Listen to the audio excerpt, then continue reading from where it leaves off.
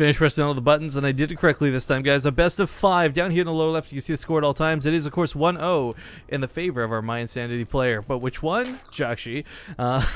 I realized, like, as I was saying that, they're both My Insanity players. At any rate, this is the the Go4SC2 monthly finals. It's the first monthly finals I think we've cast in God knows how long, because of course normally we're doing the Zotag, so sorry for the misspeak. But the Go4SC2 monthly finals with €600 on the line. We'll see how this one goes. It's gonna be tough, but spawning in the lower left corner of the map from My Insanity, it's gonna be the pink Zerg player, Dana. And in the upper right, as the red Terran, it is Jjakji, also from My Insanity. Pretty good player who is, I gotta tell you, I don't know if I just got overexcited at nothing last game, but like when Dana picked off that Reaper and he didn't really lose too much for it, right off the bat, I was like, okay, this sets a good precedence for that game. But man, did that not go, I think, the way he wanted it to. No, right? It was like, oh, it's totally the beginning of the end, and then, no, it wasn't. Oh, I should have bet you. Ah. He didn't go 8-8. Ah, you're right. I forgot about that little joke bet we made already. That was like 2 minutes ago. For those who don't know the context of this, just to fill you in real quick, Jjakji has been for the longest time doing 8-8-8 Reapers on Yansu versus just about every player he's come up against. So playing standard this time. Maybe it's the respect for a teammate, or maybe it's because it's finals. I don't know. You know, I don't think it's respecting a teammate as much as it is a teammate, so he knows. You know. That's actually a good point. Yeah, like if Dana's obviously been there to cheer Jjakji on from the sidelines, he'll have watched every single one of those games. Yeah, so that's why I feel like he doesn't do it. Especially, I mean, maybe he puts it on another map, but especially on this map, because it has got to be like every single time. Well, Dana did, of course, go for that slightly earlier hatchery. I think, like, against a player like Jjakji, it sounds so dumb to say. I wouldn't classify it as risky necessarily, but, like, I would go pool first, like, against Jjakji. Because you know the Reaper's coming. You want to get those queens out as quick as you can, combined with, of course, some links to dance with. But Dana showed us last time, too. His link control's not too bad. Yansu does have a lot more limited space, or not more limited space, but more predictable space for the Reaper to come in from. As oftentimes, you know, it's going to come from either the front of the ramp or that one little sort of, like a stepping ladder at the back. I don't know when you call that, a cliff. But one leg down. Stepping. I mean, there's no reason that's specifically there for Reapers. I mean, right, it is. Lots of wings are gonna go down. The queen just pops out, tries to save the last one. And Jjakji's second Reaper is already on the way though, and he's shown very good control with it. Has not lost this first Reaper, and he gets another ling too. God, BM Reapers. Oh, he gets a drone too. Not too bad.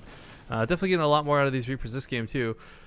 So one of the biggest key things I think about last game that I don't think we'll see replicated in this game was that really fast layer. I think, like, picking off that Reaper early is almost certainly why he chose to do that, because he thought he'd have a little more leeway to work with and sneaky tactics and what have you. But I think if Dana sticks to a more standard play, he'll definitely have a much better chance to take Jjakji on in this game. Yeah, I think so too. More drones do go down to these Reapers, and they are going to get out. 4 in total so far, with a handful of lings as well. Dana did go gasless for the first 5 minutes, so Jjakji doesn't have to worry about bringing them back either. And Overlord actually goes through kind of early, honestly.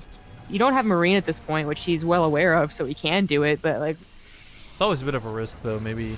Yeah, I'd say that's what it is. It's always a bit of a risk, but it's a very important risk that he just took, because he sees no third command center, and I guess there's space in the natural for you to put it, but that's very rare. Unfortunately, he doesn't actually see what is going on. Like, okay, no third command center. Well, what is it? Is it 2 more Raxes, or is it, you know, starport coming? If you could have gotten that one drone punch, the Reaper would have died, but now combat joke's kicking in. He's going to heal it. Cost him another drone here. Jjakji's control of these Reapers is fantastic. It's just worth noting. Like, he always barely gets away, but very much so on purpose. A couple drones getting roasted in the natural while this is going on, and this could be more than a couple, as Dana's not quite equipped to deal with this. There's no creep spread between the main and the natural, so it's taking the queens forever to get here to actually deal with these Hellions. What is it with Jjakji, man? Like, I try and do this, and I just get shut down. Right? I'm lucky if I get, like, 1 drone kill, much less, like, 13. Oh, my God. Well, that's actually 14 in total. And then add into the injury, the Banshee could do a lot to all these low-health drones.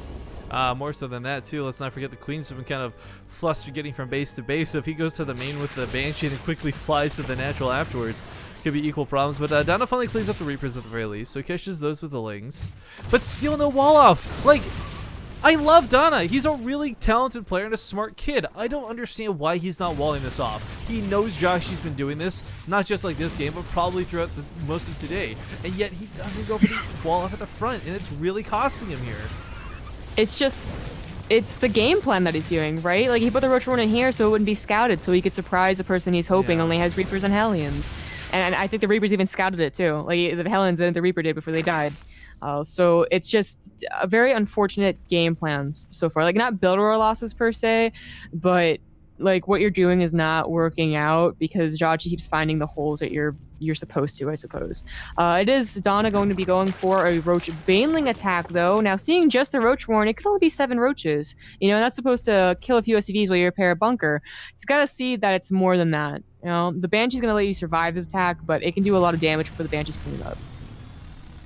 I just, like, the logic is, of course, you get the Roaches out to shut down the Hellions, but the timing in which they're coming in, I don't know. Oh, Mech. Ooh, Mech could, actually, I don't know whether it's going to save him or kill him. Hellions Oh, he's going to pull back again. to help? He's not going to pull back. He's like, I got to take the drone losses. Well, these Hellions are low. drones. He may not take that many drone losses.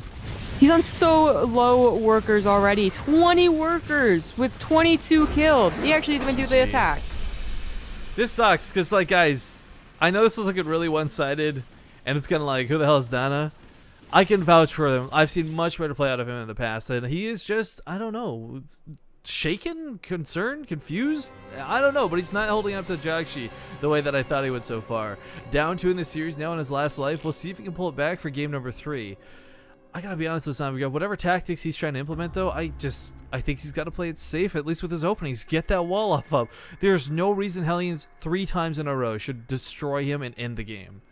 Yeah, you think this time he's going to say, like, F it, go for a normal? Because the reason you don't go for a normal is because you know that Jjakji's so powerful in a normal game. But if it's going so poorly, everything else. Oh, heavy rain. This is almost going to beg Mech out of Jjakji, too. I'm calling that right now.